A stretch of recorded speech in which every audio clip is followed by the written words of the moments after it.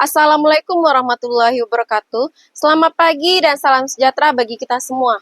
Yang saya hormati Bapak Ibu dosen penguji uji kinerja PPG dalam jabatan tahap 1 tahun 2025. Perkenalkan, nama saya Saraswati Budi Lestari dengan nomor UKG 201901123102 dan NIM RTA 2G 925101.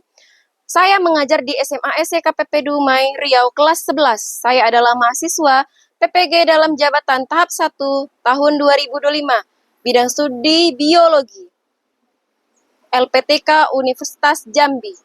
Saya akan melaksanakan praktek pembelajaran dalam rangka penilaian uji kinerja. Selamat menyaksikan, terima kasih. Assalamualaikum warahmatullahi wabarakatuh. Waalaikumsalam warahmatullahi wabarakatuh. Selamat pagi anak-anak Ibu. Pagi, Bu. Apa kabarnya hari ini? Baik, Bu. Alhamdulillah, semoga seterusnya dalam keadaan baik dan sehat ya. Oke, Ketua kelas tolong disiapkan dan pimpin doanya ya. Ya, Bu. Siap, Bro. Sebelum dimulai pelajaran pada pagi ini, marilah kita berdoa beragama dan ucapan masing-masing. Doa dulu. Rabbi rikni firman warzuqni fahman. Amin. Oke, sebelum kita memulai pembelajaran, Ibu absen terlebih dahulu ya. Nafisa, Karnia, Avecena, Alan, Bu. Datuk, Bu. Kesha, Ais, Mufahri Rizal, Bu. Emrehan, Bu. Arif, Bu. Jelita Windy, Wildi Putri, Delik, Bu. Devan Ananda, Seril Naftali, Farel, Alfa ya. Oh, nggak ada yang tahu keterangan Farel? Berarti Alfa ya.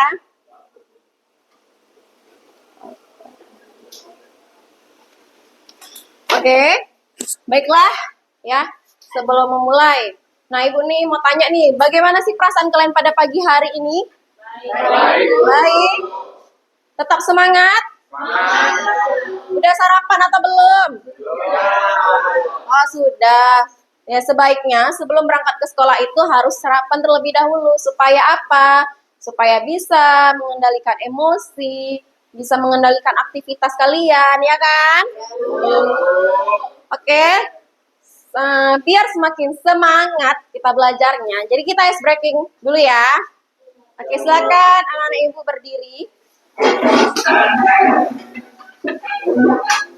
Oke ya.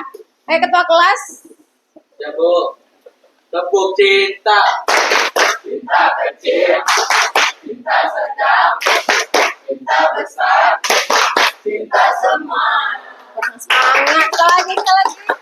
Sekali lagi. Ya, Bu. Tepuk cinta. Cinta kecil. Cinta sedang.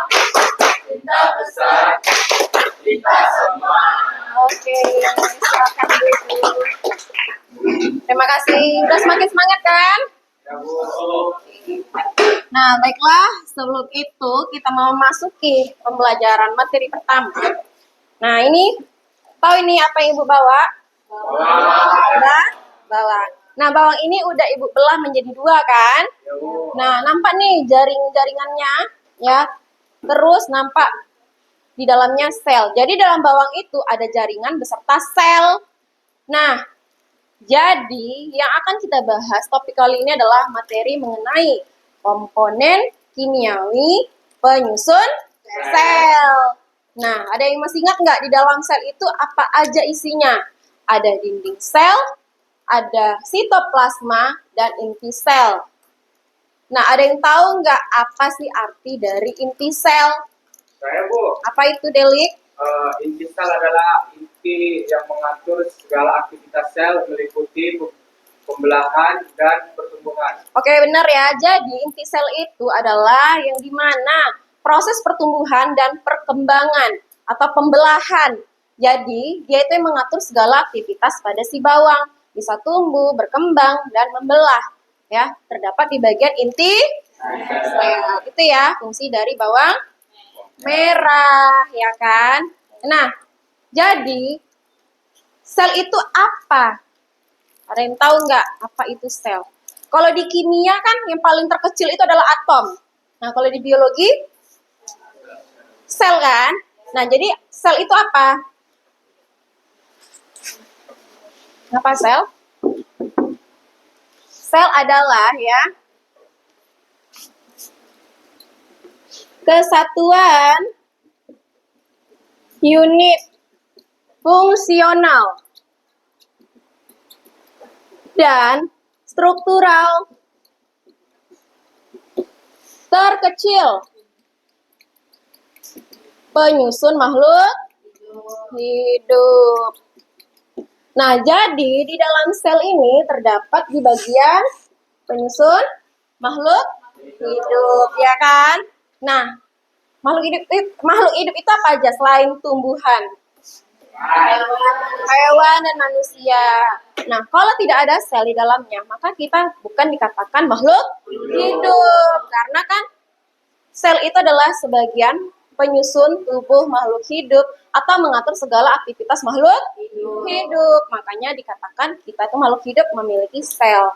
Nah, kalau bakteri dia tidak dikatakan sel karena dia benda mati yang sifatnya aseluler. Ya, itu ya. Paham ya? Nah, jadi gimana sih cara mengamati si bawang ini? Dengan mata telanjang nampak nggak dinding selnya? Nggak nampak. Jadi menggunakan apa? Mikroskop ya, dengan kebesaran 10 kali atau 40 kali ya. Jadi nampak mengenai dinding sel, inti sel, dan sitoplasma. Oke. Ya, tuh ada yang mau ditanyakan? Belum ya? Oke, kita masuk ya. Jadi, materi kali ini adalah komponen kimiawi penyusun sel beserta struktur dan fungsi organelnya. Oke, tujuan pembelajarannya menjelaskan komponen-komponen kimiawi penyusun sel. Nah, jadi di dalam sel itu terdapat beberapa komponen kimiawi penyusunnya ya. Lalu yang kedua, mengidentifikasi berbagai organel yang menyusun sebuah sel. Lalu yang ketiga, menjelaskan struktur dan fungsi organel-organel sel. Nah, itu tujuan dari sel. Nah, baik. Ibu buka videonya mengenai komponen.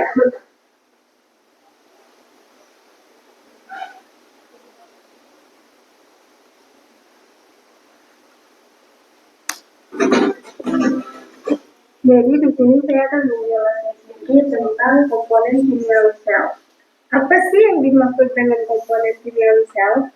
Komponen kimiawi sel adalah penyusun sel dari berbagai senyawa kimia seperti karbohidrat, protein, lemak, dan senyawa lain, termasuk dengan senyawa anorganik. Jadi di sini saya memiliki tips yang mudah untuk menghafal komponen kimiawi sel. Gimana sih caranya? Nah, jadi di sini kita menggunakan kata kapalan, K sebagai karbohidrat, P sebagai protein, A sebagai air, L sebagai lemak atau lipid, An sebagai asam nukleat. Kenapa sih harus ada asam nukleat? Karena pasti ada yang mengatur pewarisan sifat yaitu DNA atau RNA. Jadi di sini kita akan bahas apa sih kegunaannya karbohidrat untuk sel. Seperti yang kita ketahui, di dalam sel itu terdapat karbohidrat. Kenapa sih di sel membahas tentang karbohidrat? Karena yang namanya karbohidrat itu fungsinya sebagai energi. Jadi kata fungsi karbohidrat itu untuk energi. Nah, kalau protein sebenarnya untuk apa? Kalau di protein itu dibagi menjadi dua, yaitu struktural dan fungsional. Pada protein struktural dibagi menjadi protein integral yang besar dan protein sel yang suka dipinggir-pinggir. Itu secara struktural. Kalau yang fungsional gimana? Protein yang fungsional adalah protein yang berfungsi langsung, contohnya golongan enzim dan hormon. Nah, sekarang pada sel dalam adanya. Nah, dalam sel itu Yang paling banyak adalah air, di mana dalam sel ini komposisi air itu mencapai 50 sampai 60 sel. Banyak yang mengandung air mendominasi isi sel itu sendiri. Buat apa sih air? Ya, fungsinya sebagai pelarut. Kemudian karena dia encer, dia sebagai tempat terjadinya kimia di sel. Kemudian, untuk yang lemak akan dibahas pada membran sel, di mana lemak terdapat lemak gabungan, artinya terdapat banyak lemak yang berkaitan dengan lemak yang lain. Teman-teman, yang lain dari lemak adalah lipid. Dalam lemak gabungan terdapat fosfolipid, yang merupakan struktur penyusun dari membran sel, di mana fosfolipid ini terdapat fosfat dan lipid yang berfungsi sebagai penyusun membran sel. Kemudian ada glikolipid, di mana gliko adalah senyawa karbo, sedangkan lipid adalah lipid atau lemak. Yang terakhir adalah asam nukleat. Jadi, asam nukleat ini ada dua jenis, yaitu DNA dan RNA yang berfungsi menyimpan, mentransmisi, dan mentranslasi informasi genetik. Jadi, asam nukleat akan ditemukan pada nukleus ataupun RNA yang berperan untuk metabolisme sel. Untuk melakukan aktivitas dalam sel membutuhkan energi. Nah, energi itu dapat dari mana sih? Ya, dapat dari karbohidrat yang mempunyai energi. Nama lain dari energi adalah ATP. Sekian penjelasan ini. Terima kasih. Oke ya, jadi di dalam ya di dalam komponen kimiawi penyusun sel itu terbagi tadi ada beberapa ya. Atau kunci 3D-nya tadi apa? Kapalan ya. K untuk apa? Karbohidrat ya. Terus P-nya untuk apa? Protein. Ya. Terus A-nya untuk air. L-nya lemak atau lipid. A dan N-nya berupa apa asam nukleatnya? Berupa DNA dan RNA karena dia termasuk materi genetik ya. Ingat aja kunci 3D-nya. Jadi komponen kimia penyusun sel itu terdiri dari kapalan, yaitu karbohidrat, protein, air, lemak, dan asam nukleat. Nah, karbohidrat itu akan menghasilkan sumber energi yang menghasilkan ATP. Tapi kalau protein tadi apa? Ada yang struktural dan fungsional ya, terbagi dua. Yang struktural terdiri dari protein integral dan perifer. Kalau yang fungsional enzim dan hormon. Terus air. Nah, air komposisinya terdiri dari sekitar 50 sampai 60%. Jadi di dalam sel itu selain dalamnya cairan juga terdapat air ya. Supaya apa fungsinya? Mereaksikan reaksi-reaksi kimia beserta sebagai pelarut. Nah, lemak atau lipid. Nah, lemak atau lipid itu adalah termasuk gabungan. Gabungan dari mana? Di membran plasma. Nanti Ibu gambarkan seperti apa itu membran plasma ya, gabungan. Nah, terus asam nukleat berupa materi genetik yaitu terdiri dari DNA dan RNA. Di mana letak asam nukleat tadi? Di nukleus. Karena nukleus ini ya nantinya akan mengatur segala aktivitas ya. Oke. Ada yang mau ditanyakan? Kelompok Wildi ada yang mau ditanyakan? Tidak. Oke, berarti yang termasuk senyawa organik dan anorganik. Nah, senyawa apa yang termasuk organik? Senyawa komponen apa yang termasuk organik? Lemak, terus karbohidrat, terus protein, terus organik, asam nukleat, ya. Yang anorganik apa jadinya? Air. Ada yang mau ditanyakan? Tidak. Oke. Ibu tanyakan kalau tidak ada yang mau bertanya. Nah. Ya. Jadi apa sih kenapa air itu penting bagi kehidupan sel? Ada yang tahu jawabannya? Oke, Wildy. Karena air membantu menjaga keseimbangan di dalam sel. Oke. Ada yang mau ditambah? Apa tadi Wildy? Tegak nak biar teman-temannya dengar. Karena air membantu menjaga keseimbangan di dalam sel. Oke, karena air membantu menjaga keseimbangan sel dan akan membentuk namanya struktur di dalam sel ya, itu fungsi dari air ya. Oke, kita lanjut.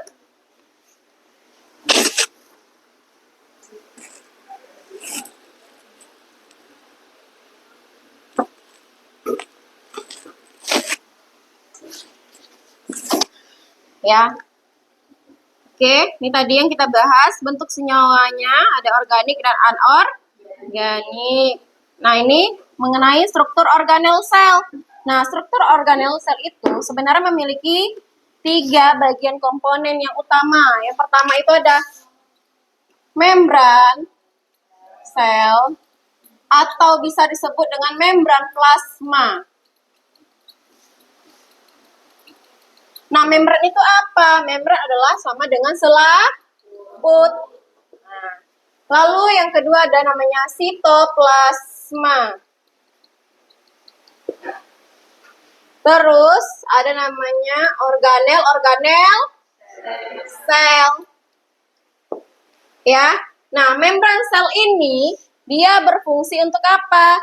Ya, berfungsi sebagai dia bersifat selektif permeable. Dia bersifat selektif. Oke. Nah, selektif berarti artinya dia dapat menyeleksi. Nah, bagaimana gambar dari membran sel? Seperti yang di depan ya. Nah, di slideshow kita lihat. Nah, di sini ada bentuk kepala, ya kan? Seperti korek api. Nah, itu dikatakan namanya kepala atau bahasanya adalah fosfat, ya kan? Ya, ini adalah ekor, ya, atau dikatakan dengan lipid. Berarti dalam ekornya terdapat lemak, ya kan? Maka dikatakan lipid nama lainnya. Jadi, karena dia ini bergabung, ya, kita sebut namanya fosfolipid. Nah, kan double nih, atas dan bawah, ya kan? Selapis berlapis-lapis. Jadi dikatakan fosfolipid bilayer. Ya. Jadi fosfolipid bilayer ya, digabung. Nah, kepalanya bersifat apa? Hidrofilik. Hidro artinya apa? Air. Kayak di iklan-iklan kan, hidrokoko. Air kan, air kelapa. Ya, jadi ini bersifat apa?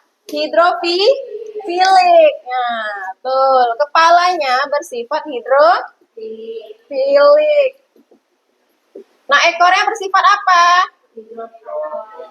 Fobik. Fobik itu kan fobia. Jadi takut kan? Nah, berarti dia takut dengan air. Yang kepala suka dengan air, yang ekornya takut dengan air. Nah, yang ini apa namanya? Ini namanya protein. Karena letaknya di tepi, dikatakan protein perifer. Tadi kan ada disinggung tuh, ada protein perifer kan? Nah, perifer di bagian permukaan. Nah, ini tergabungkan dengan kepala dan ekor. Nah, kepala dan leher, ya. Kepala dan ekor, maaf. Nah, jadi disebut protein apa? Protein integral. Ya, ini integral, ya ini perifer, ya. Nah, ini yang antena ini apa? Nah, antena ini kan menempel dengan namanya protein nih. Ini protein.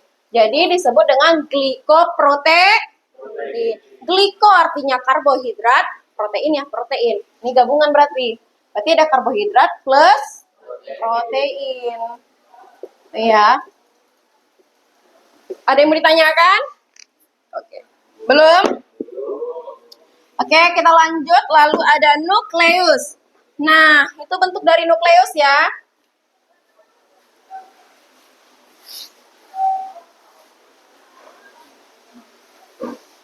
Oke, ini bentuk dari nukleus, yaitu berbentuk oval atau bulat berada di tengah-tengah sel. Nah, karena dia yang mengatur segala aktivitasnya kan, jadi terletak di bagian tengah. Nah, di dalam nukleus terdapat nukleolus dan benang kromosom. Nah, kromosom itu kan yang nanti akan membentuk suatu materi genetik. Nah, berfungsi sebagai pusat pengatur kegiatan sel. Lalu ada RE, retikulum endoplasma. Nah, RE ini terbagi menjadi dua, yaitu RE kasar dan RE halus. Nah, fungsi dari RE yaitu sebagai transport zat-zat ke dalam sel atau alat transportasi zat-zat ke dalam sel ya, sama ya tadi Ibu bilang. Nah, jadi terbagi dua, RE kasar dan RE halus ya. Nah, di meja ini ada produk 3D-nya ya. Yang mana sel hewan? Ya, oke. Mana sel tumbuhan? Ini kan segi 6 bentuknya ya. Nah, bentuknya itu terlalu kaku ya. Makanya peta segi 6. Kalau ini bulat kadang fleksibel ya. Nah, terus di RE itu ya terbagi dua, ada RE kasar dan RE halus. Nah, kalau RE kasar kita membuktikannya seperti apa? Tahu membedakan kasar dan halus? Itu RE apa tuh? Kasar. Nah, RE kasar itu jika di lipatan-lipatan lengkungan itu terdapat butir-butiran yang disebut dengan ribosom. Jadi RE kasar ini berhubungan dengan ribosom. Kalau RE halus dia bagian di atas biasanya, kalau kasar di bawah. Tapi adanya butiran-butiran. Kalau RE halus hanya peletakannya di atas dan tidak memiliki butiran-butiran ribosom ya. Itu bedanya ya. Nah, terus fungsi RE kasar apa? Mengumpulkan protein dari dan ke membran sel. Pada RE kasar terdapat ribosom. Nah, kalau RE halus dia menyintesis lipid, glikogen ya, gula atau otot. Pada RE kasar tidak terdapat ribosom. Nah, berarti dia menghasilkan produk lemak ya kan? Produk karbohidrat ya dan gula. Oke ya. Lalu ada ribosom yang berbentuk butiran-butiran yang tadi Ibu bilang ya kan, yang melekat sepanjang RE. Nah, sebenarnya fungsi dari ribosom tersebut adalah sebagai menyintesis protein ya. Jadi nanti dia akan menghasilkan produk protein itu bagaimana? Dengan cara transkripsi dan translasi. Jadi nanti ada materi genetik masuk, DNA atau RNA. Setelah itu ya akan dibuat kodenya oleh ribosom ya, transkripsi. Setelah itu baru diterjemahkan oleh translasi. Jadi tahap ribosom ada dua, transkripsi dan translasi. Nanti ini ada di proses sintesis protein. Ya, itu di kelas 12 biasanya kita pelajari. Nah, yang mana bentuk ribosom? RE kasar. Kan RE kasar tadi terdapat ribosom. Yang mana? Ini? Ya, Bu. Oke, benar. Jadi RE kasar selalu peletakan di bawah. Sedangkan RE halus peletakannya di atas.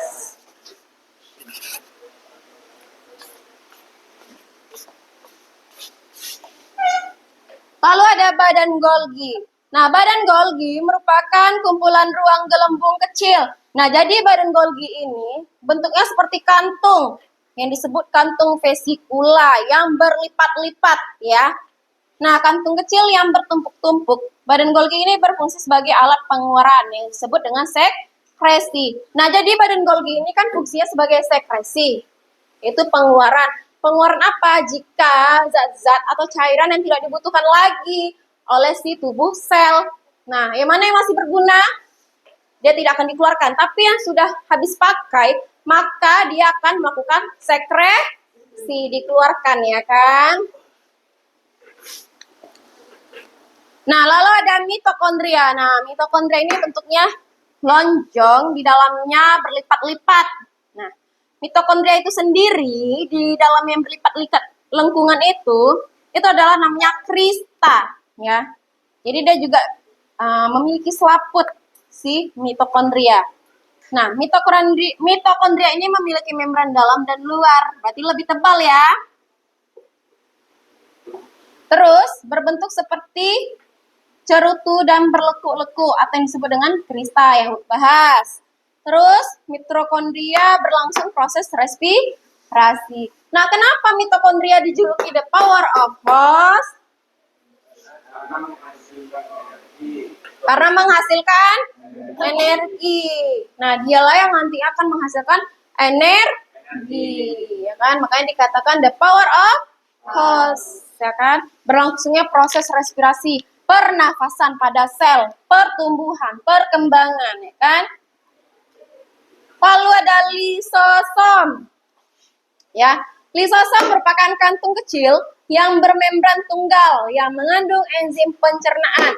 Nah, jadi fungsi dari lisosom tersebut adalah sebagai pencernaan intraseluler. Nah, intraseluler, in artinya dalam. Berarti dia mencerna makanan itu di dalam sel. Ya. Ada vakuola. Vakuola terdapat di mana, Fahri?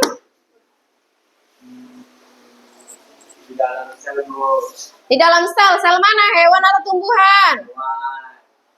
Vakuola Ini tumbuhan, Bu. terdapat di bagian sel tumbuhan. Di hewan ada juga, Bu. Tapi, Di hewan ada juga. nah di hewan ada juga berbentuk kecil. Tapi bisa dikatakan tidak karena bentuknya kecil. Nah, apa fungsi dari vakuola, Fahri? Menyimpan cadangan makanan. Nah, menyimpan cadangan makanan sehingga dia dapat berfotosintesis dan membuat makanan sendiri. Nah, organisme atau makhluk hidup yang dapat membuat makanannya sendiri disebut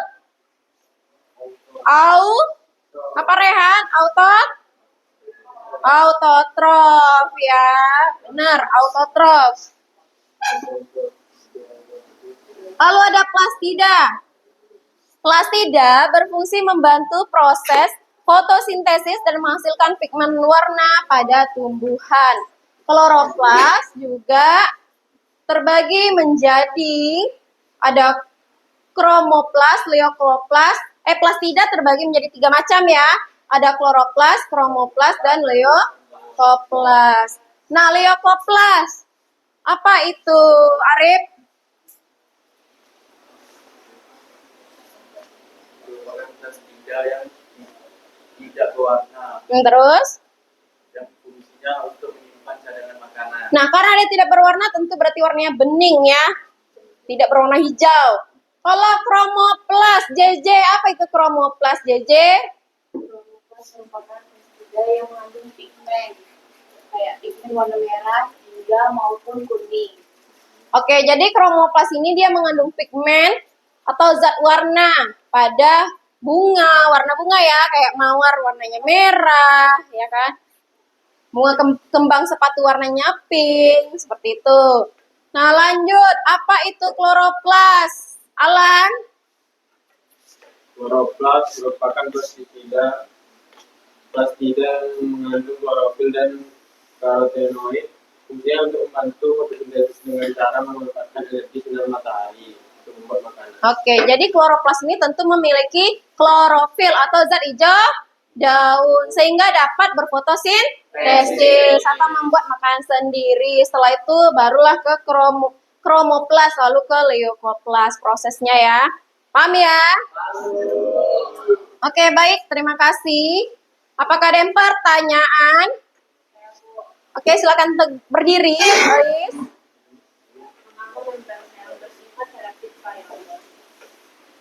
Ada yang tahu kenapa membran sel atau membran plasma bersifat selektif permeable?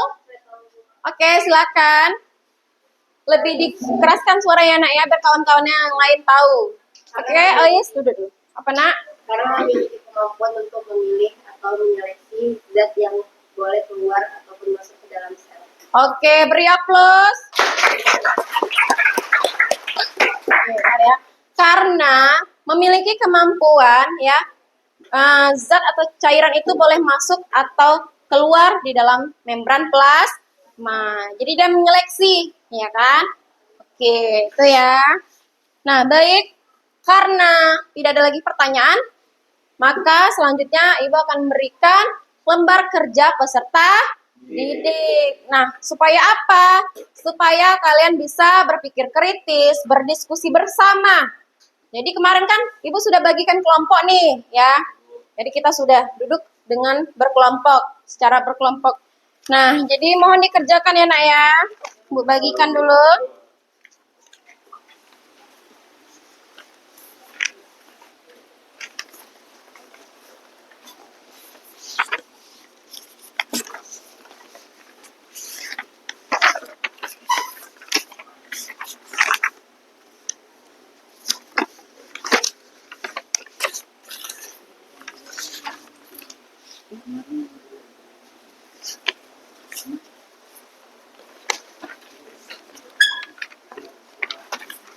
Ya. Terima kasih, Bu.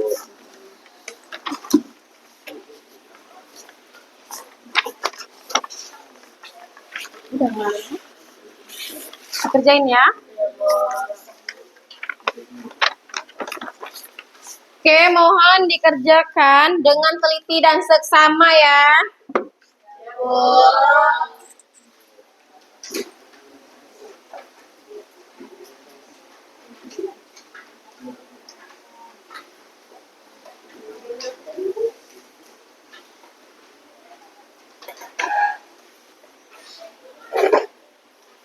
Nah, jadi instruksi dari Ibu untuk mengerjakan LKPD ini, pertama dilihat dulu nomor 1 itu keterangannya minta apa, fungsi. Setelah itu tolong digambarkan mengenai sel hewan dan sel tumbuhan, ya. Setelah itu buat perbedaan sel hewan dan sel tumbuhan. Ayo sebagai perwakilan Adelik, tolong ambil sel hewan dan sel tumbuhan. Fahri, tolong ambil sel hewan dan sel tumbuhan. Dan Alan, Dato, tolong ambil sel hewan dan sel tumbuhan. Tolong dilihat bagian strukturnya masing-masing melalui sel hewan dan sel tumbuhan.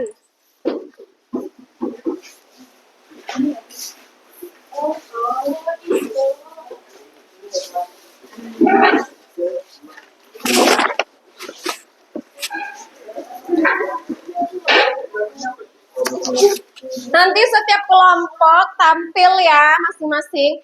Kelompok 1 menjelaskan bagian nomor 1 sampai 5. Bagian kelompok 2 menjelaskan 6 sampai 11. Ini kelompok 1, kelompok 2. Kelompok 3 menjelaskan perbedaan sel hewan dan sel tumbuhan. Nanti kita akan menarik semua kesimpulannya.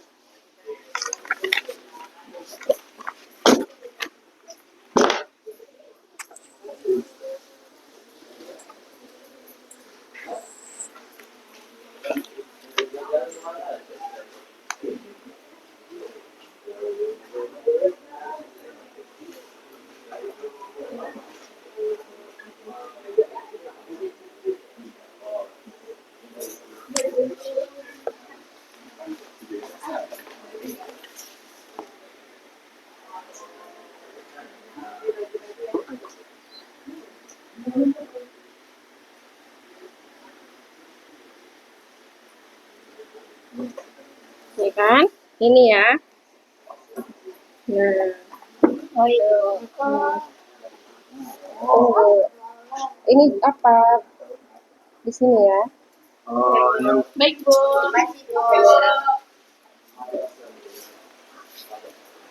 Sebentar lagi ya, nanti ya akan dikumpulkan. Jadi tetap semangat mengerjakan ya.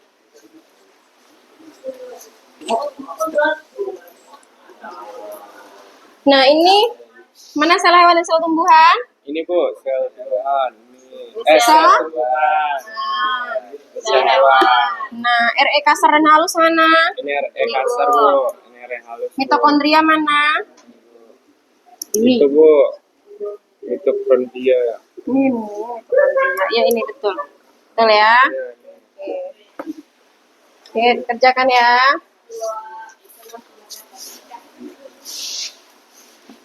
Bagaimana sel hewan dan sel tumbuhan? Ini Bu. Ini sel Fahri. Ini sel apa Fahri? Sel hewan Bu. Ini. Sel tumbuhan. Oke, yang mana?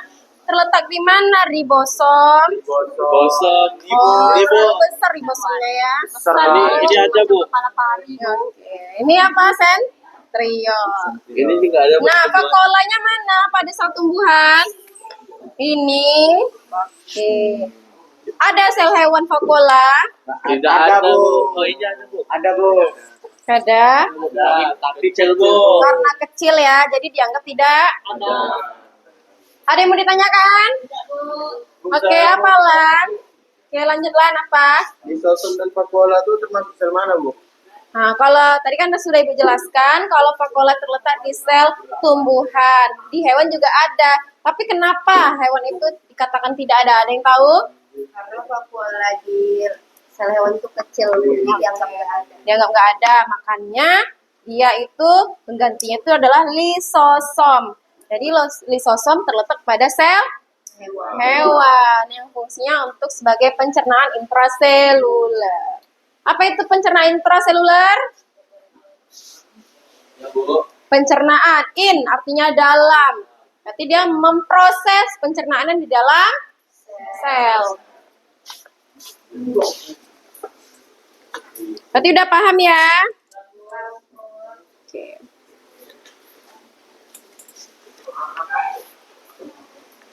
Ya, bisa dicari melalui buku cetaknya, buku LKS-nya dari sekolah. Ya. Terus melalui produknya juga bisa dilihat yang mana ribosom, mitokondria ya.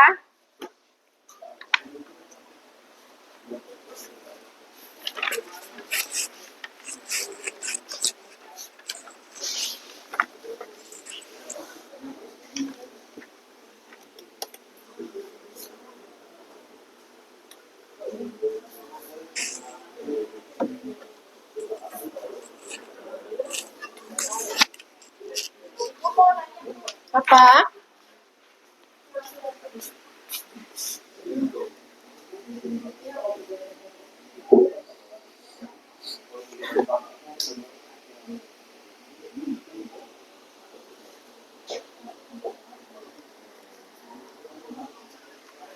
Yang ini. Ini bagian yang mana, Bu? Nggak bisa ngejelasin pakai kata-kata gitu, Bu. Makanya Iya, Bu.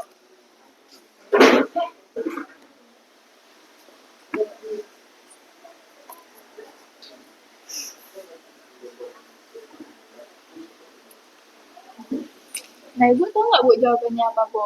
Ya, kerjakan dulu lah sendiri, nanti baru pas diskusi kita ini ya.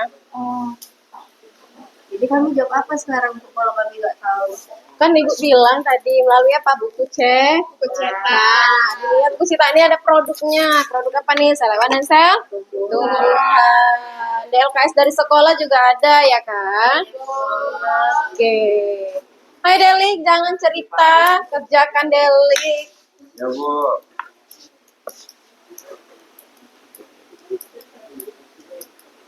Oke Wildi, bagus. Masih semangat kan? Makin semangat Fahri. Mantap.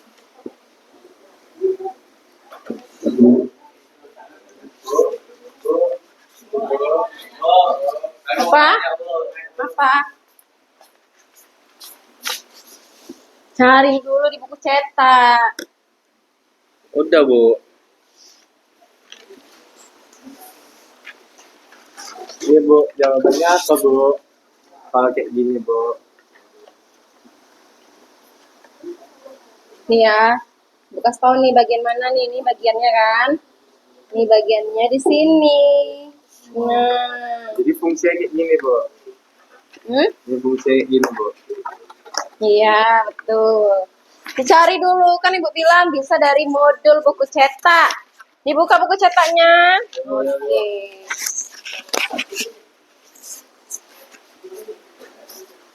Boleh kalau ada yang nggak tahu bertanya sama ibu. Makanya ibu mengelompokkan kalian agar saling berdiskusi.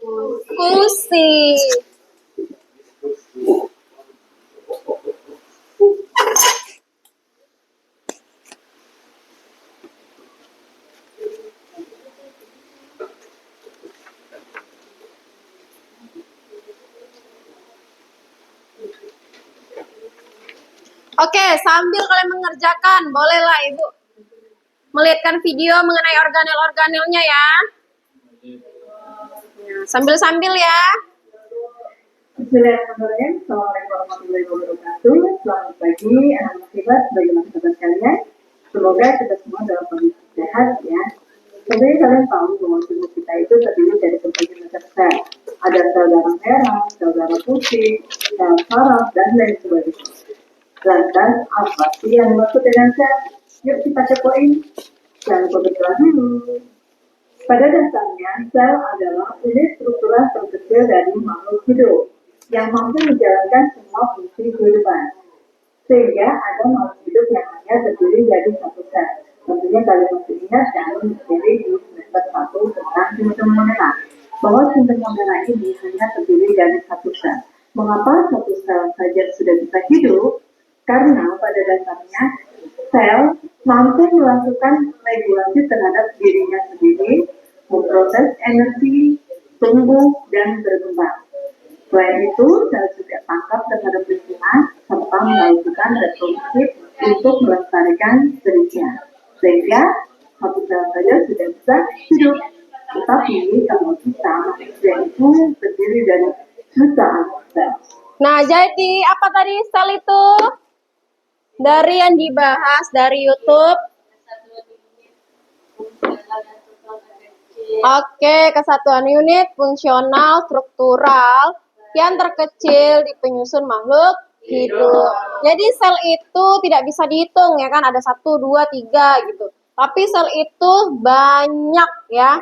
Nah, sel itulah yang mengatur segala aktivitas kita. Karena dalam sel itu memiliki beberapa organel ya. Nah, jadi dalam tubuh manusia, hewan ataupun tumbuhan, mereka juga memerlukan namanya sumber air, ya kan? Sebagai apa? Sebagai keseimbangan, ya kan? Yang dijawab oleh Wildy tadi, ya, sebagai keseimbangan, ya kan? Oke. Nah, ada yang tahu nggak siapa sih penemu dari sel? Arif tahu? Siapa penemu sel?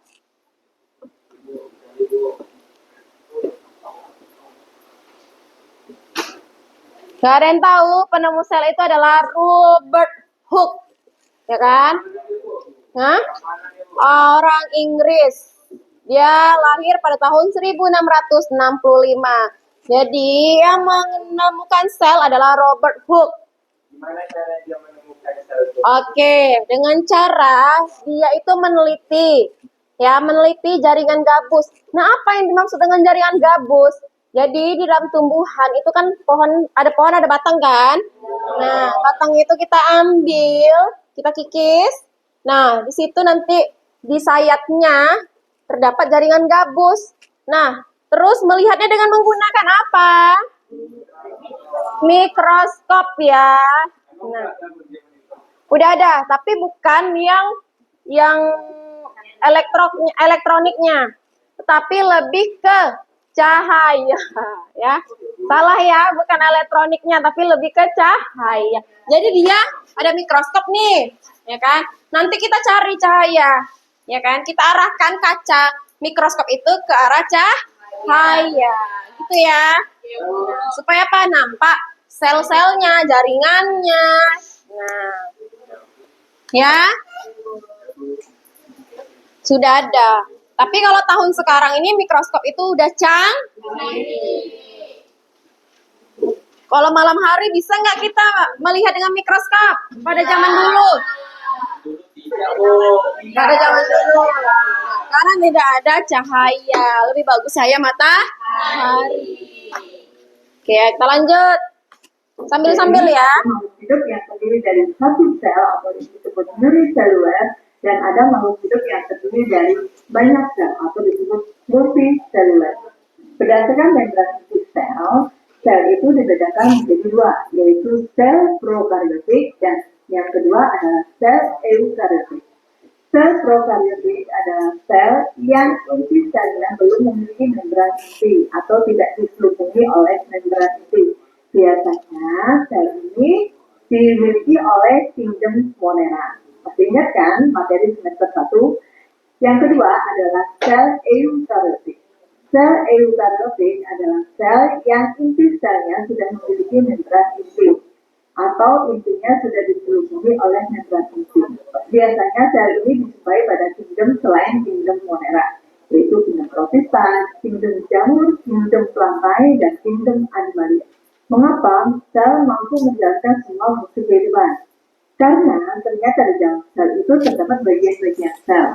Jika diamati dengan menggunakan mikroskop, maka bagian-bagian sel itu terdiri dari 3 bagian utama. Yang pertama adalah membran sel, berfungsi untuk melindungi bagian dalam sel dan sebagai jalan untuk pertukaran zat di dalam sel.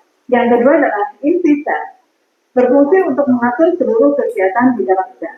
Dan yang ketiga adalah sitoplasma. Sitoplasma adalah bagian sel yang berupa cairan yang di dalamnya terdapat beberapa organel sel. Nah, sekarang kita lihat organel apa saja sih yang terdapat dalam sitoplasma. Yang pertama adalah mitokondria. Mitokondria adalah organel sel yang berfungsi sebagai penghasil energi. Yang kedua adalah retikulum endoplasma tanpa atau disingkat juga dengan RE. Biasanya organel ini berupa membran yang berlipat-lipat yang berfungsi tempat melekatnya ribosom. Nah, ribosom ini ditandai dengan bagian yang berupa titik-titik. Yang ketiga adalah retikulum endoplasma halus. Organel ini berupa membran yang berlipat-lipat tanpa adanya ribosom, berfungsi untuk sintesa lemak dan metabolisme karbohidrat. Kemudian bagian yang keempat adalah ribosom, yang berfungsi untuk tempat terjadinya sintesa protein. Kemudian yang kelima adalah badan Golgi. Badan Golgi ini tempat terjadinya ekskresi sel atau tempat transportasi sel. Organel yang keenam adalah lisosom. Organel ini berfungsi sebagai organ pencernaan intraseluler karena banyak mengandung enzim hidrolisis. Organel yang ketujuh adalah sentriol, berfungsi sebagai tempat pembelahan sel dan biasanya terdapat pada sel hewan. Organel yang kedelapan adalah vakuola, yaitu tempat untuk menyimpan cadangan makanan. Lantas apa sih perbedaan sel hewan dengan sel tumbuhan? Pada sel hewan dijumpai adanya sentriol yang berfungsi untuk terjadinya pembelahan sel. Sementara pada sel tumbuhan tidak dijumpai adanya sentriol. Kemudian yang kedua adalah pada sel hewan. Pari, perhatikan. Tadi sudah dijelaskan bahwa lisosom ini adalah organ pencernaan intraseluler di dalam sel. Sementara pada tumbuhan tidak terdapat lisosom karena tumbuhan memperoleh makanan dengan cara melakukan fotosintesis. Perbedaan yang ketiga adalah pada organel vakuola. Pada sel hewan, vakuola jarang dijumpai. Kalaupun ada, biasanya ukurannya lebih kecil bila dibandingkan dengan vakuola tumbuhan yang ukurannya jauh lebih besar. Mengapa demikian? Karena tumbuhan melakukan fotosintesis, sehingga dia membutuhkan tempat ruang yang lebih besar untuk menyimpan cadangan makanan hasil fotosintesis tersebut. Pada sel tumbuhan dijumpai adanya dinding sel yang melapisi bagian membran luar dari sel, sehingga sel tumbuhan itu umumnya satu atau bentuknya tetap. Sementara pada sel hewan tidak dijumpai adanya dinding sel, sehingga sel hewan mempunyai bentuk yang tidak tetap. Dan perbedaan yang terakhir adalah pada organel plastida, yaitu tempat terjadinya fotosintesis. Karena di dalam plastida ini mengandung kloroplast yang berisi klorofil, yaitu untuk terjadinya fotosintesis. Sementara pada sel hewan tidak dijumpai adanya plastida, karena hewan tidak melakukan fotosintesis. Bagaimana? Mudah dipahami bukan? Demikian pembelajaran kali ini. Sampai jumpa lagi. Nah, gimana? Jadi udah terlihat kan apa saja perbedaan dari sel hewan dan sel tumbuhan. Ayo, ada yang tahu nggak perbedaan keduanya? Kalau misalnya vakuola terletak di mana? Tumbuhan, Bu. Saya, Bu. Di mana? Terletak pada hewan, Bu. Tumbuhan. Tumbuhan. Oke, lisosom terletak di mana? Di mana? Sel hewan. Oke, sentriol terdapat di mana? Sentriol hewan, Bu. Hewan. Fungsi dari sentriol.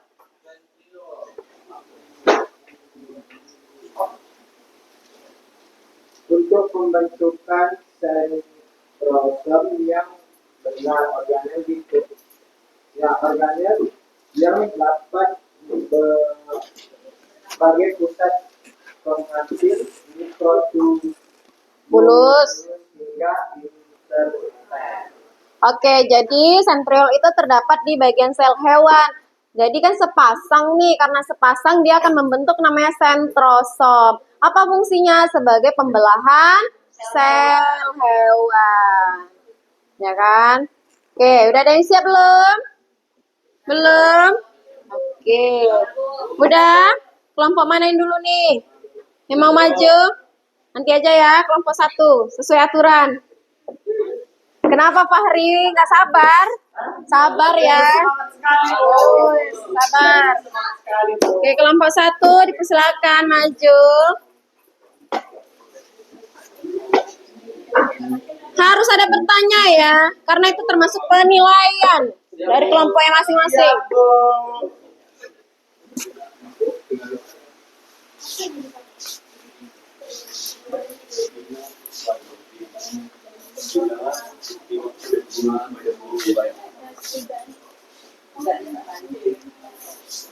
Assalamualaikum warahmatullahi wabarakatuh. Waalaikumsalam warahmatullahi wabarakatuh.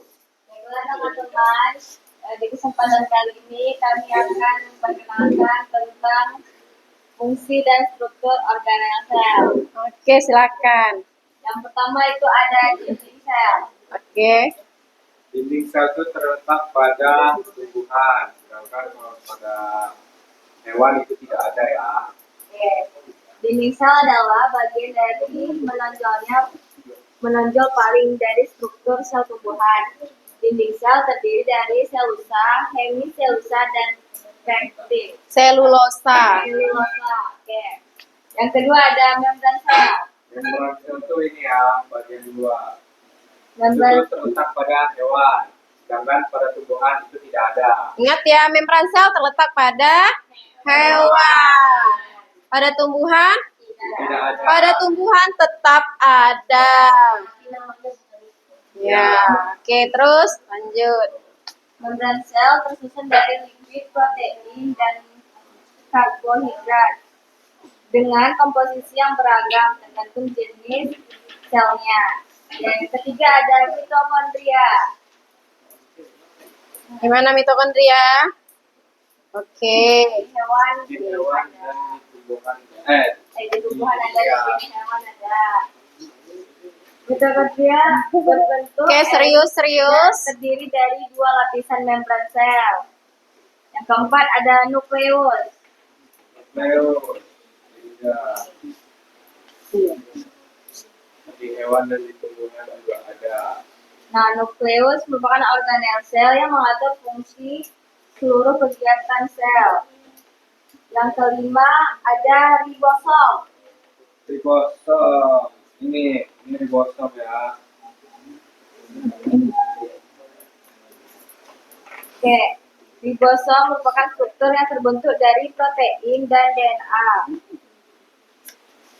Kemudian ada retikulum endoplasma. Nah, jadi retikulum endoplasma ini ada 2 ya, yang kasar dengan yang halus. Oke, bedanya? Bedanya kalau yang kasar itu dia ada butir-butiran ribosom yang menempel. Sedangkan yang halus itu tidak ada, dan biasanya yang kasar itu terletak di bawah, sedangkan yang halus itu di atas. Oke, retikulum endoplasma itu berbentuk seperti kantong pipi yang membentang dari jaringan nukleus atau intisal ke seluruh sitoplasma. Yang ketujuh ada badan Golgi. Badan Golgi ini ya, dia di sini juga. Nah, di sini juga ada. Nah, badan Golgi berupa berkas kantung berbentuk cakram yang bercabang menjadi serangkaian pembuluh yang sangat kecil di ujungnya. Yang ke-8 ada lisosom. Ini ya, ini Ya, di sosok hewan juga. Di hewan ada, tapi di tumbuhan tidak ada. Oke. Lisosom adalah organ di dalam sel yang berfungsi mencerna senyawa seperti karbohidrat dan protein. Yang ke-9 ada sentriol. Dan sentriol.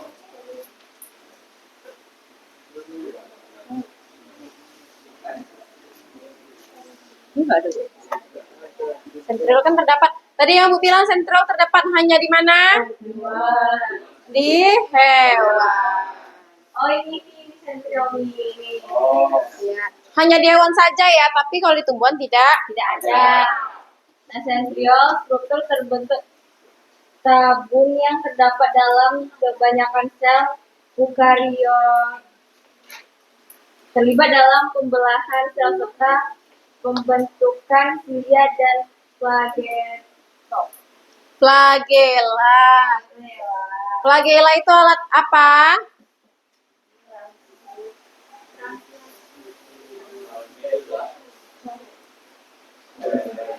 Di situ apa fungsi flagella? Itu di mana? Di bagian?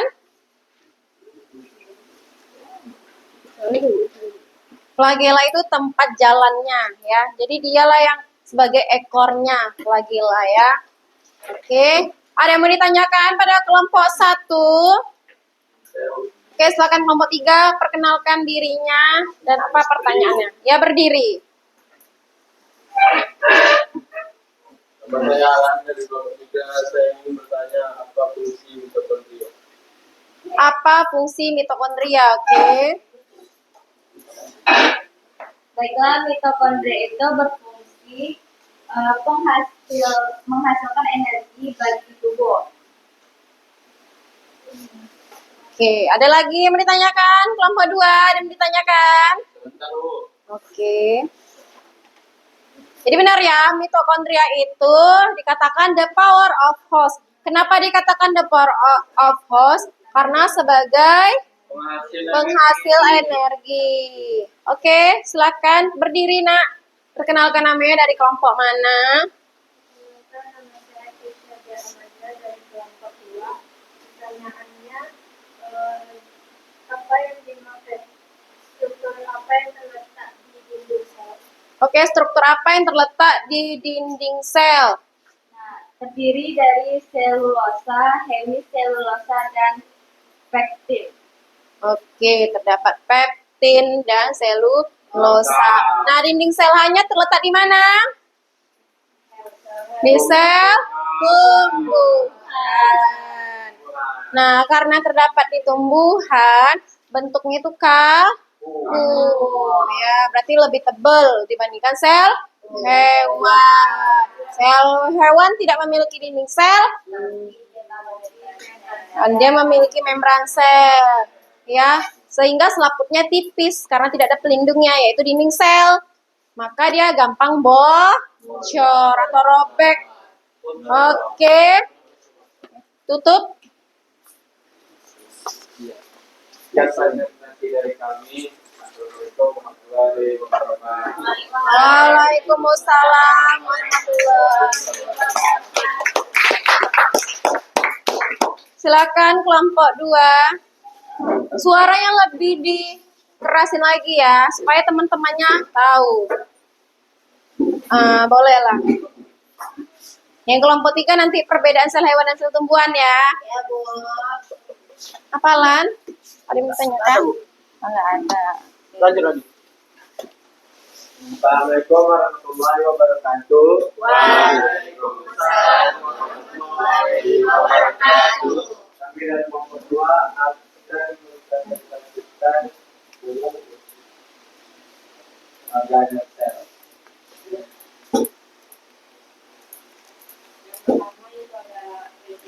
Dikerasin lagi suaranya, biar kelompok lain dengar. Oke. Yang pertama itu ada retikulum endoplasma. Terbentuk seperti plasma putih yang membentang dari nukleus, inti sel, ke seluruh sitoplasma, cairan yang berdiri sel. Fungsinya pembentukan lemak dan karbohidrat, sedangkan retikulum endoplasma berfungsi untuk membentuk protein.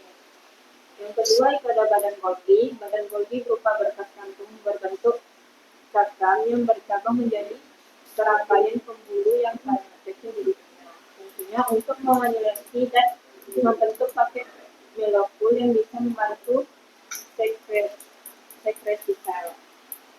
Yang ketiga itu ada lisosom. Lisosom merupakan organ di dalam sel yang berfungsi mencerna senyawa seperti karbohidrat dan protein. Berfungsi mencerna senyawa seperti karbohidrat serta protein. Oke. Lanjut. Yang keempat itu ada centriole. Dengar suaranya? Oke, dikuatkan lagi ya. Yang keempat itu ada centriole. Struktur berbentuk fabioum yang terdapat dalam kebanyakan sel eukariota, terlibat dalam pembelahan sel serta pembentukan silia dan flagella. Nah, itu berfungsi untuk pembentukan sentrosom yang benar. Organel di kutub gelendong yang dapat bertahan sebagai pusat perorganisasian mikrotubulus hingga interfase. Yang kelima itu ada vakuola, merupakan organel sel yang berwujud rongga dan dibatasi oleh membran tunggal yang dinamakan dengan tonoplas, yang berfungsi untuk menjaga kesamaan sel dan tekanan turgor, mengatur penyimpanan dan pengangkutan zat, mengendali pengangkutan serta merespon tekanan biotik dan abiotik. Yang terakhir itu ada kloroplast, mempunyai membran ganda yaitu bagian luar dan dalam. Membran dalam dan luar dibatasi oleh ruang antara membran atau intermembran yang berfungsi untuk memungkinkan terjadi fotosintesis hingga tanaman dapat mengubah sinar matahari menjadi energi kimia. Oke, ada lagi? Udah. Oke, ya, yang mana tadi gambar produk sel hewan dan tumbuhan? Oke, yang mana ini? Retikulum endoplasma itu terletak di Oke, tunjukin ke temannya, jangan ke ibu. Tengah, sedikit tengah. Oke. Rehan kesini juga. Ini juga, Bu. Ya. Ini ya, guys. Oke. Oke. Ya. Sama ya, hampir sama. Udah, nah sini. Ya, udah terus. Terus ada badan Golgi, dapat di tumbuhan. Iya, betul. Oke. Ini ya, badan Golgi terbentuk seperti kantung-kantung vesikula. Terus Lisosom terletak hanya di sel. Hewan, Bu. terus ada centriole. Centriole hanya terdapat di Hewan. Oke ya, berarti itu ya yang ada berada di sel hewan dan tumbuhan. Ada yang ditanyakan setiap kelompok? Ada, Bu. Oke, Nafisa, dipersilakan berdiri. Perkenalkan diri dan dari kelompok mana? Kenapa kloroplast nggak ada di tanaman? Sel hewan. Kenapa? Bukan di tanaman ya. Tanaman tentu punya kloroplas. Kamu bingung ya maksudnya. Kenapa? Kloroplas tidak ada di sel? Oke. Karena Gak apa-apa. Udah serapan tadi kan? Sudah, Bu. Oh, sudah. Oke, lanjut. Nah, Bu, setahu saya, Bu, karena kloroplas itu membawa pigmen warna, Bu. Oke, terus? Apalagi? Itu bukannya di kromoplas ya? Oh, salah, Bu. Nah, ayo, plastida kan terbagi 3 tadi. Ada kloroplas, itu menyimpan cadangan makanan atau membuat makanan. Leukoplast, yang ditanyakan tadi apa, Nafisa? Nah, ada yang bisa menanggapi?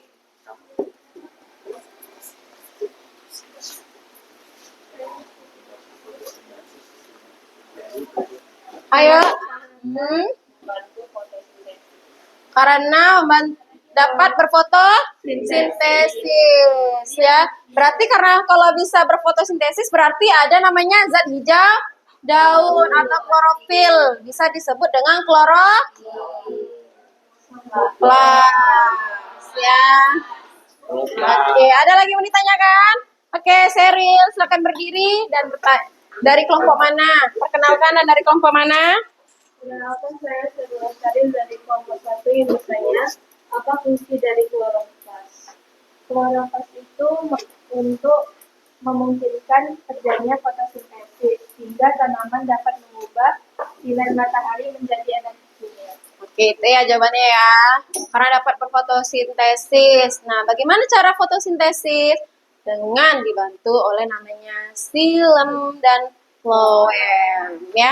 Itu reaksi kimianya, ada silem dan floem. Oke, beri aplaus untuk kelompok 2.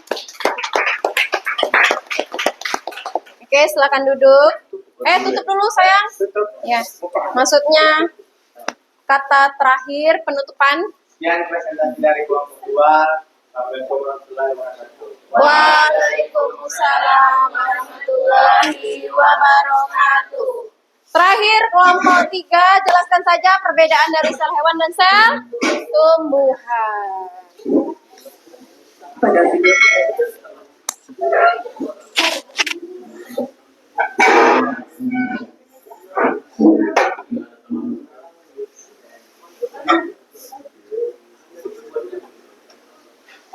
Nah, dipersilakan. Ya, perbedaan sel hewan dan tumbuhan saja. Tolong dijelaskan ya, kenapa ada dan kenapa tidak. Assalamualaikum warahmatullahi wabarakatuh. Waalaikumsalam warahmatullahi wabarakatuh. Kami dari kelompok 3 akan menjelaskan perbedaan antara sel hewan dan sel tumbuhan. Fahri, dengarkan kelompoknya. Jadi, perbedaan sel hewan dan sel tumbuhan itu ada banyak. Yang pertama yaitu di organel sel yang bernama dinding sel. Di sel hewan itu tidak terdapat dinding sel, sedangkan di sel tumbuhan ada dan tersusun dari selulosa. Jadi, di sel hewan itu namanya membran sel. Kalau di sel tumbuhan itu namanya dinding sel. Itu yang membedakan sel hewan dan sel tumbuhan. Dinding sel pada tumbuhan memberikan struktur dan perlindungan tambahan. Yang kedua yaitu plastisida. Di sel hewan tidak terdapat plastisida, sedangkan di sel tumbuhan ada. Di sel hewan tidak terdapat plastisida karena sel hewan itu tidak dapat membuat makanannya sendiri. Jadi sel hewan itu tidak terdapat kloroplas dan lain-lainnya. Sedangkan di sel tumbuhan terdapat karena sel tumbuhan itu dapat berfotosintesis dengan cara adanya kloroplas tadi. Plastisida, kloroplas, dan juga pestisida mengandung klorofil yang penting untuk fotosintesis pada tumbuhan. Oke, lanjut. Vakuola. Di sel hewan kecil, banyak, dan sementara. Kalau di sel tumbuhan besar, tunggal, dan permanen. Vakuola pada tumbuhan menyimpan air, nutrisi, dan membantu menjaga tekanan turgor sel. Sentriol. Di sel hewan ada biasanya. Di sel tumbuhan Seril. tidak ada, kecuali pada beberapa sel ganet. Sentriol berperan pada pembelahan sel pada hewan. Bentuk pada sel hewan berubah-ubah fleksibel. Sel tumbuhan tetap kaku karena dinding sel. Bentuk pada sel hewan itu berubah-ubah atau fleksibel, sedangkan sel tumbuhan bersifat tetap kaku karena terdapat dinding sel. Letak inti sel pada sel hewan ada, sel tumbuhan ada. Letak ini sel pada sel hewan terdapat di tengah sel, sedangkan sel tumbuhan terdapat di tepi karena vakuolanya yang besar. Lisosom. Pada sel hewan ada, pada sel tumbuhan tidak ada. Karena lisosom mengandung enzim yang mendegradasi materi sel.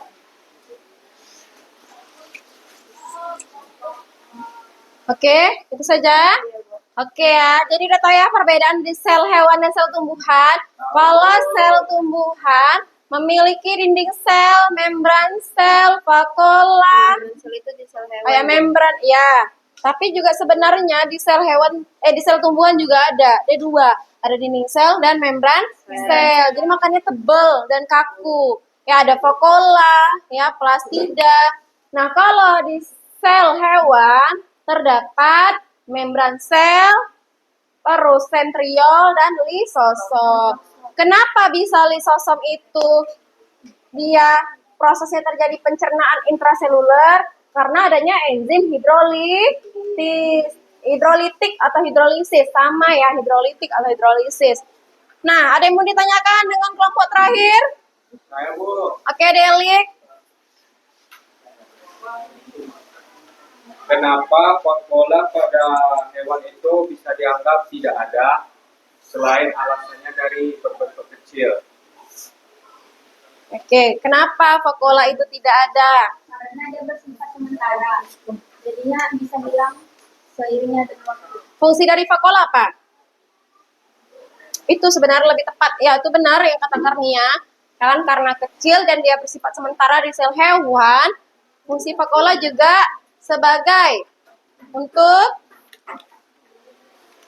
menyimpan cadangan makanan. Organisme dan makhluk hidup apa yang dapat menyimpan cadangan makanan? Tumbuhan. Karena dia dapat berfotosintesis. Itu ya jawabannya ya. Ibu bantu. Oke. Tolong kata-kata terakhir penutupnya. Sekian presentasi dari kami. Assalamualaikum warahmatullahi wabarakatuh. Waalaikumsalam warahmatullahi wabarakatuh. Beri aplaus dulu. Silakan duduk. Nah, oke ya. Nah, jadi kesimpulan dari materi sel ini atau komponen kimiawi penyusun sel itu dia memiliki struktur sel ada dua, itu prokaryotik dan eukaryotik. Yang kita bahas dia memiliki eukaryotik, yang memiliki membran inti. Nah, udah jelas ya dari perbedaan sel hewan dan sel tumbuhan. Oke. Nah, jadi kelompok 2 ibu bertanya. Jadi fungsi lisosom tadi apa?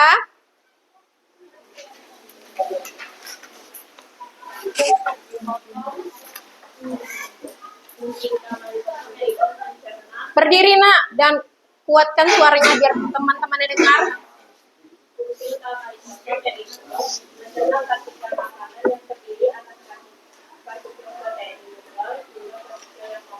Oke, dan dia juga mencerna di intraseluler ya. Dan ada enzim hidrolitik atau hidrolisis ya. Nah, jadi sel hewan itu memiliki lisosom, sentriol, membran inti. Ukurannya lebih besar mana? Sel hewan atau tumbuhan? Sel hewan atau tumbuhan? Tumbuhan. Ya, lebih besar sel tumbuhan. Kenapa sel tumbuhan lebih besar dibandingkan sel hewan? Karena di dalamnya terdapat vakuola yang sangat besar. Nah, yang mana bentuknya lebih fleksibel? Sel hewan atau tumbuhan? Kenapa fleksibel? Karena dia cuma ada membran sel. Oke, benar. Karena dia hanya memiliki membran sel. Oke, udah paham berarti mengenai sel hewan dan sel tumbuhan ya? Oke. Nah, kayaknya biar semakin lebih semangat, mari kita yel-yel SMA YKPP. Oke, kepada ketua kelas, silakan berdiri.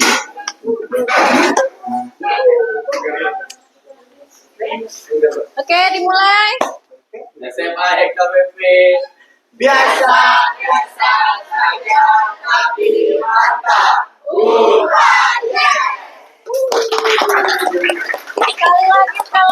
keras semangat kelompok ini soalnya. Ayo, ayo, ayo.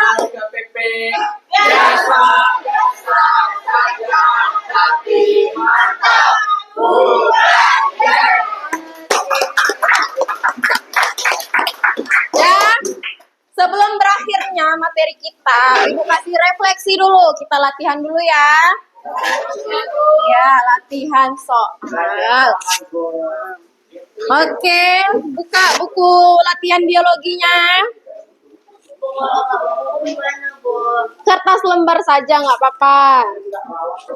Ya, yang nggak bawa kertas lembar, lain kali harus dibawa ya. Kalau nggak diberi sanksi. Oke, nomor 1.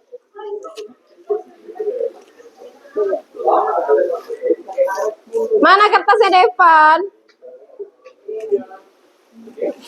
Oke, udah siap. Keluarkan Datuk, Harun.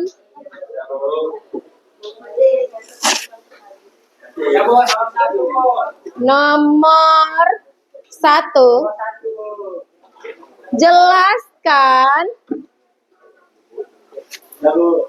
Jelaskan yang dimaksud dari mitokondria. Jelaskan apa yang dimaksud dengan mitokondria. Bukan mito handphone ya. Kami mitokondria. Ya handphone. Mitokondria ya. Jangan salah tulis. Udah siap? Nomor 2. Jelaskan perbedaan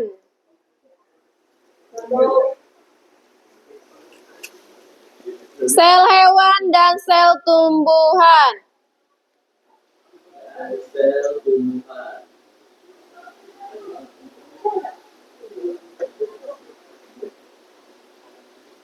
Lalu yang nomor 3, Fahri. Serius, nanti ketinggalan Fahri. Nomor 3. Kenapa vakuola hanya dimiliki oleh sel tumbuhan?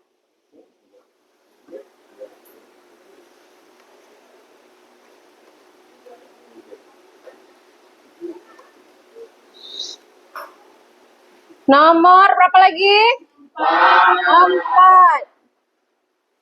Sebutkan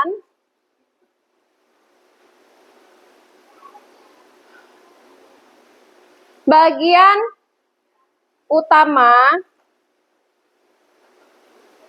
komponen penyusun sel yang paling penting.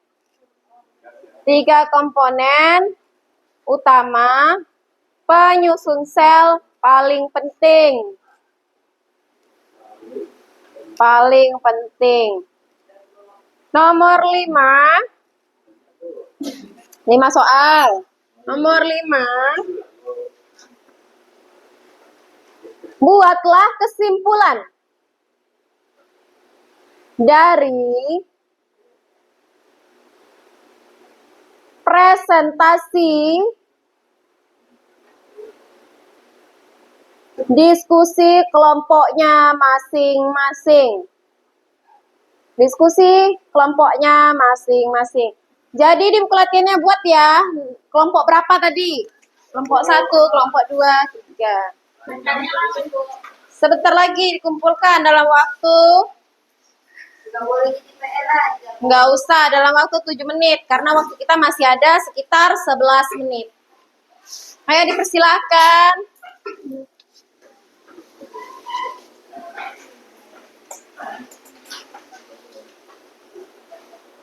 Ayo dikerjakan.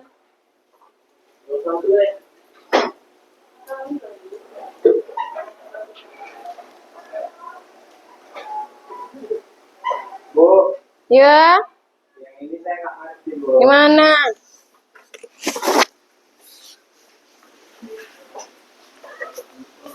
Bu. Oh, yang itu bentar ya. Kan Ibu bilang ada di buku cetak. Nah, Bu, dia tuh nggak mau baca, Bu. ya itulah. Itu lebih bilang ada buku cetak. Nomor ini kan? Bu.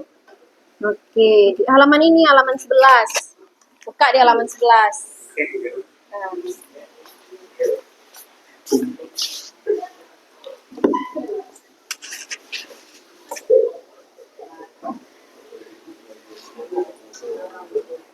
Ayo, waktu tinggal 10 menit lagi ya. Setelah itu baru kita istirahat.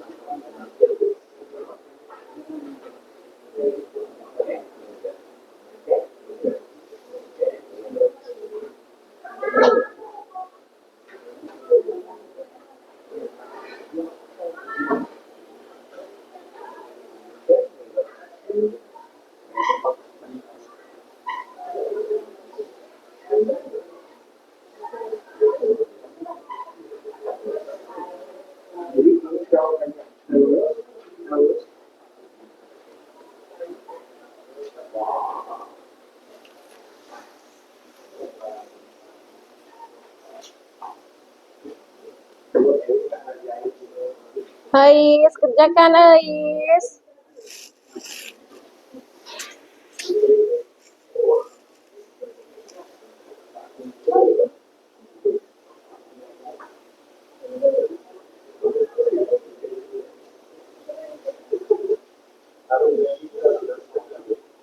Siap, Bu. Tunggu yang lain siap, yang udah siap boleh kumpulkan. Tunggu sampai keluar main, belum keluar main ya.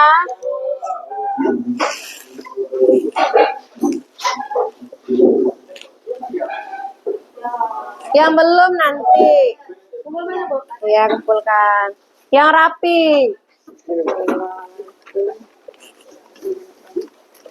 Astagfirullah, astagfirullah, pelan-pelan.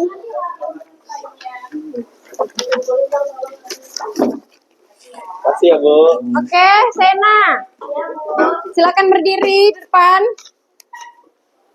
Sena, silakan berdiri di depan.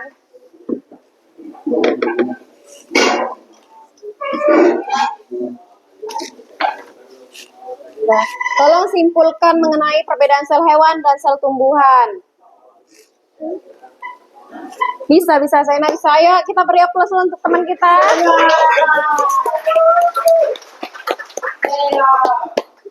Oke, dipersilakan. Sel hewan dan tumbuhan apa yang ada dan tidak ada, kenapa? Sena pasti bisa. Ayo. Jadi kesimpulannya, di sel yang ada di sel hewan itu belum tentu ada di sel tumbuhan. Kayak di sel hewan itu ada di sel hewan itu cuma terdapat membran sel, sedangkan di sel tumbuhan itu ada dinding sel sama membran sel. Terus kalau di sel tumbuhan itu terdapat plastida yang terbagi di 3 bagian ya, Bu. Ada kloroplas, kromoplas, yang satu lagi saya lupa, pokoknya kloroplas, leukomoplas, sama kromoplas. Oke, apa terus? Jadi plastida itu tidak terdapat di sel hewan karena hewan itu tidak dapat membuat makanannya sendiri. Sedangkan tumbuhan bisa membuat makanannya sendiri dengan cara berfotosintesis. Terus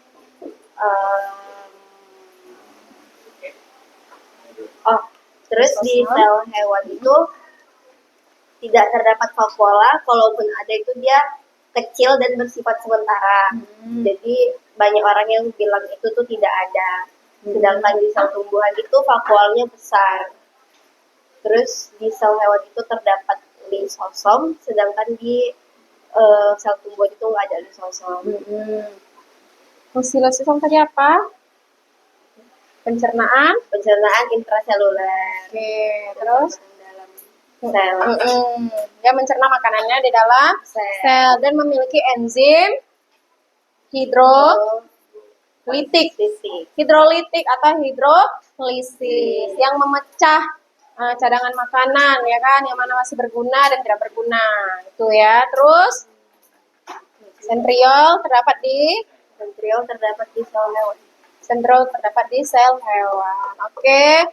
Ada tambahan lagi? Nggak ada. Silakan beri aplaus untuk Sena. Silakan duduk. Oke ya. Tadi udah disimpulkan oleh teman kita, Vesena, mengenai perbedaan sel hewan dan sel tumbuhan ya. Nah, ada yang mau bertanya? Silakan, Fahri. Nggak ada. Dari Delik? Boleh. Udah ngerti? Dari Alan, ada yang bertanya? Harun? Berarti udah ngerti, berarti Gilan nih Bu yang bertanya. Oke ya? Ya. Nah. Oke, kelompok 1. Apa yang dimaksud dengan mitokondria?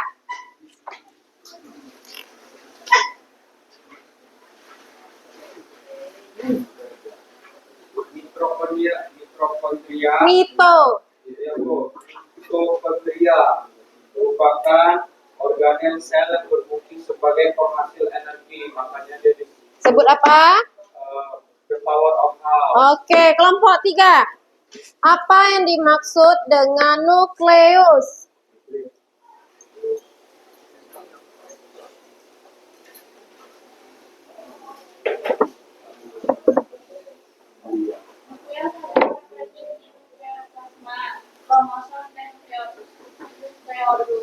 Berfungsinya apa tadi? Berfungsi untuk menyimpan materi genetik dan mengontrol tumbuhan dan reproduksi. Oke, jadi nukleus itu selain mengatur segala kegiatan aktivitas, juga menyimpan materi genetik. Kelompok 2. Apa yang dimaksud dengan ribosom?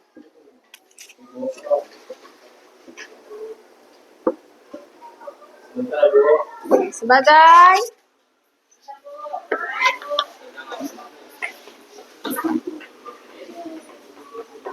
ayo, waktu kita sekitar 2 menit lagi. Sebagai ribosom merupakan tempat sintesis protein langsung, Bu. Oke, sebagai tempat sintesis protein berlangsung. Terdiri dari berapa proses? Yang tadi Ibu jelaskan, ada loh. Ada 2 proses. Ada apa? Transkripsi dulu, transkripsi dan translasi. Oke ya, itu pada ribosom. Oke, terakhir, cerdas cermat, Cece. Siapa yang cepat?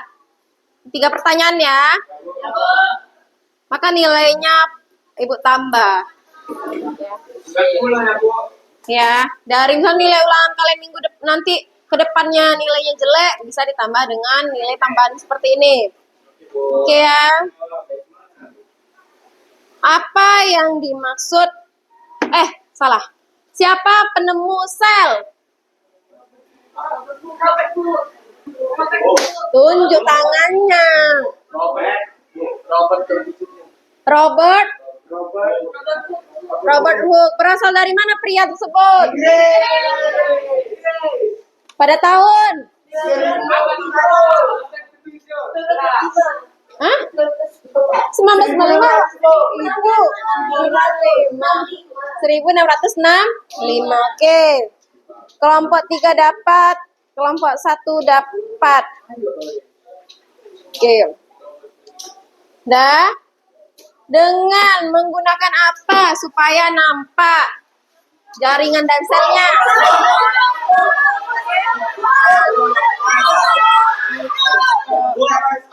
mikroskop. Oke, berarti udah paham ya? Oke, alhamdulillah. Besok. Hanya 3 pertanyaan kan? Hanya 3 pertanyaan. Dan itu nilai tambahan ya. Oke, baiklah. Berakhirnya kita pada pagi hari ini berarti materi kita besok mengenai bioproses sel ya. Minggu depan sekalian praktek mengenai bioproses sel karena nanti mengetahui tentang transport aktif dan pasif.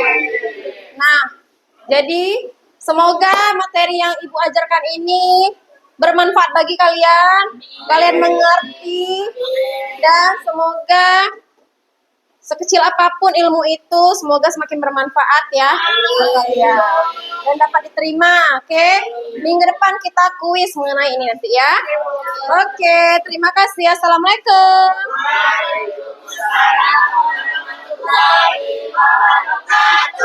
Oke, ayo Devan bantu Ibu bawa ini.